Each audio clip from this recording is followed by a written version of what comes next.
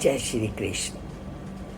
गीता में कोई भी ऐसा विषय नहीं जिसका वर्णन हमें गीता में जानने को ना मिले।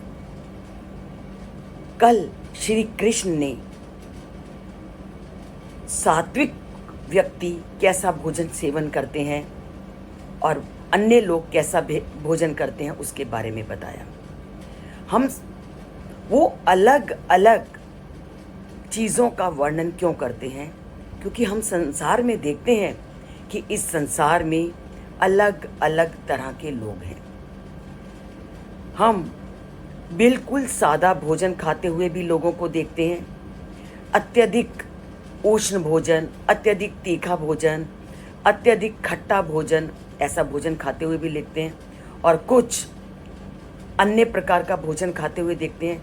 तो श्री कृष्ण ने जो सबको जानने वाले हैं, सबके अंदर निवास करते हैं, परम पिता हैं, वो सबके मन की स्थिति को जानते हैं। इस धरती पर रहने वाले सभी लोगों के बारे में जानते हैं, इसलिए कोई भी ऐसा विषय नहीं जिसका वर्णन उन्होंने गीता में ना किया हो।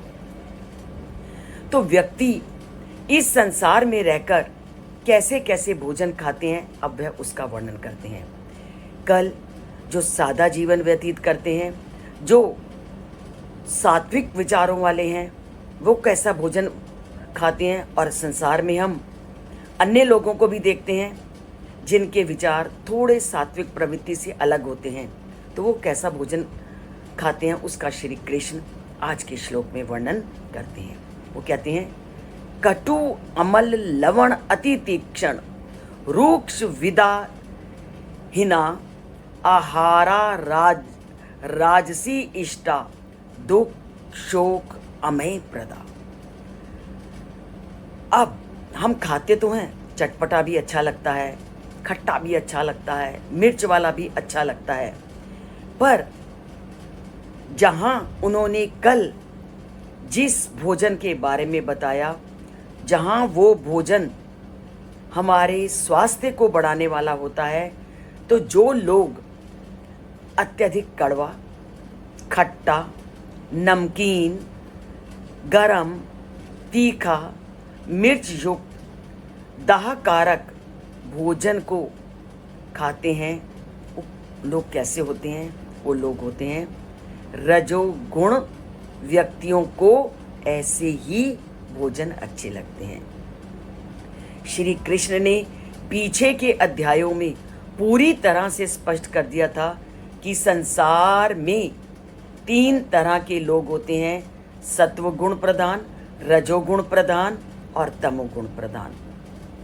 जब व्यक्ति के स्वभाव में अंतर है तो व्यक्ति के रहन सहन, उसके खान पान में भी अंतर का होना स्वाभाविक है। आप चाहे परिवार को लेकर देख लो कि जिस व्यक्ति का जैसा स्वभाव होगा, उसकी खान पान की प्रवृत्ति ही ऐसी होगी।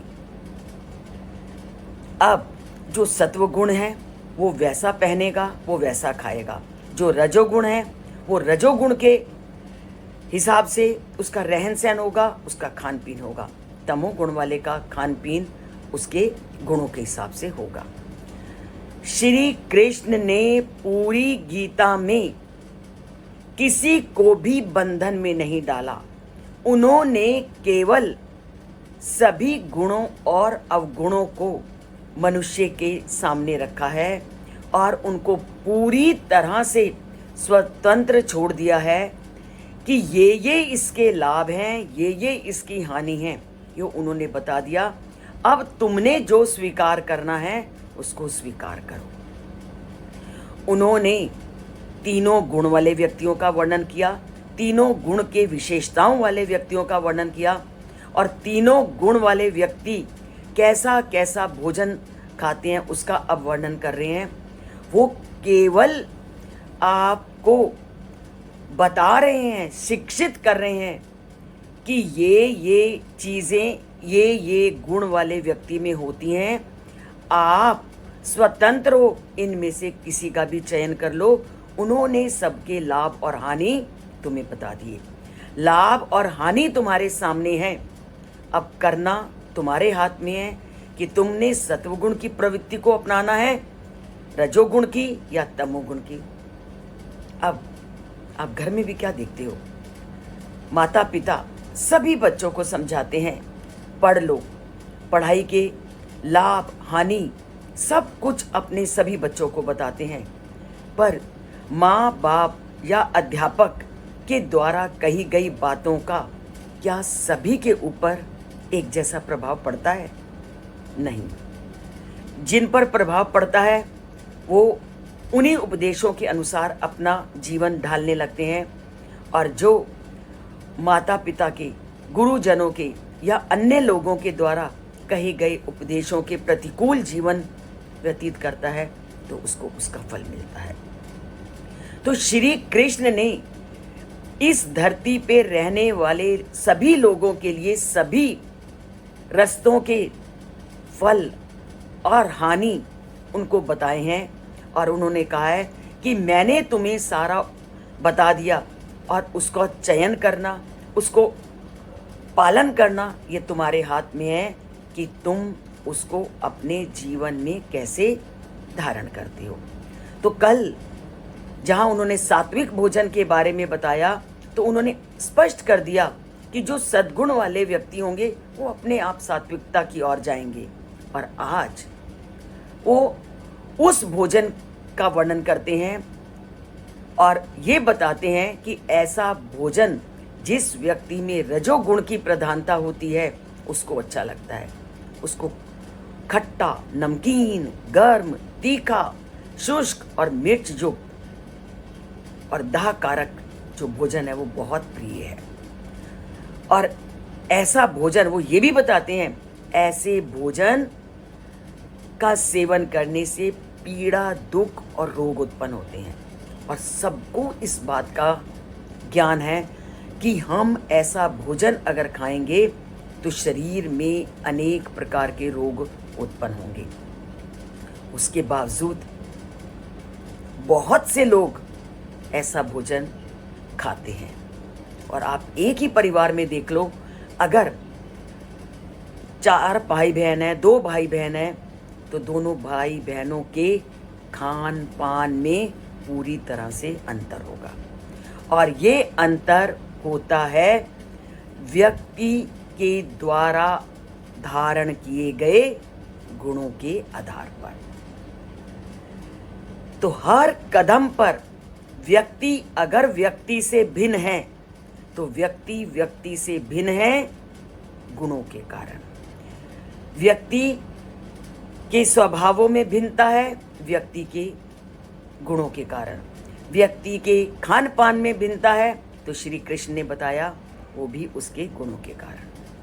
तभी वो कहते हैं कि जब शाकाहारी भोजन को आप मिर्च, शक्कर, नमक इत्यादि से पकाया जाता है तो उसमें राजसिक बन जाता है। और इनका वर्णन करते हुए उन्होंने बहुत सारे विशेषण शब्दों का प्रयोग किया है और कहा है कि जो राजसिक भोजन खट्टे, नमकीन, गरम, तीक्ष्ण, सूक्ष्म और मिर्च से युक्त होते हैं, और जो ऐसे भोजन का सेवन करता है वो हमेशा अस्वस्थ रहेगा, उत्तेजना और विषाद उत्पन्न करने वाले होते हैं। तो राजसिक लोगों को ये भोजन अपनी ओर खींचते हैं, उसको आकर्षित करते हैं, किंतु जो सत्वगुणी व्यक्ति होगा उसको ये भोजन अरुचिकर लगते हैं। श्री कृष्ण के अनुसार खाने का जो उद्देश्य है वो जीवा के द्वारा केवल स्वाद लेने का ना होकर हमें ये देखना चाहिए कि ये शरीर को स्वस्थ या शक्तिशाली बनाते हैं या नहीं। क्योंकि कहा भी गया है जीवित रहने के लिए खाना चाहिए, ना कि खाने के लिए जीवित रहना चाहिए। क्या कहा? जीवित रहने के लिए खाना चाहिए, ना कि खाने के लिए जीवित रहना चाहिए। तो बुद्धिमता इसमें है कि हम वही भोजन करें जो स्वास्थ्य के लिए अनुकूल है और जो हमारे मन को शांत रखे। सबसे ज़्यादा श्री कृष्ण ने इस बल को पर बल दिया है कि आप उसी भोजन का सेवन करें जो आपके मन को शांत रखे और आपके विचारों को सात्विक बनाए। तो विचारों को सात्विक बनाना है तो हमें सात्विक भोजन का सेवन करना है। और सात्विकता क्या है, श्री कृष्ण ने 14th चैप्टर में बहुत विशाल रूप से इसका वर्णन किया है। तो सात्विक गुणों को लाने के लिए श्री कृष्ण के उपदेशों को सुनना, समझना, जीवन में धारण करना ज़रूर है और जीवन को उसी के अनुकूल चलाना ज़रूरी है। तो चलाते हैं जीवन को सात्विक गुणों के आधार पर, श्री कृष्ण के कहे कथनों के आधार पर, और चैनल से जुड़ करके। चैनल को जुड़ना है तो एक बार आपको सब्सक्राइब करना है। सब्सक्राइब एक बार कीजिए, लाइक आपके ऊपर है। पसंद आता है तो लाइक का बटन दबा दीजिए, नहीं आता तो आपकी इच्छा पर। तो बोलते हैं जय श्री कृष्ण, लिखते हैं जय श्री कृष्ण और अपने भावों को श्लोक के